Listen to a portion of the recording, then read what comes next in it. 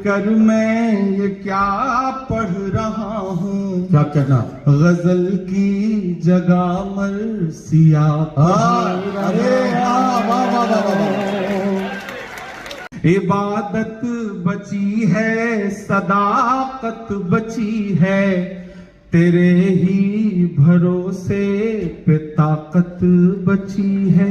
वाह वाह। दुआ के सिवा कोई चारा नहीं है, वाह। कोई बेबसों का सहारा नहीं है। इबादत में मांगी दुआ काम आए, कोई जब नहीं तो खुदा काम आए।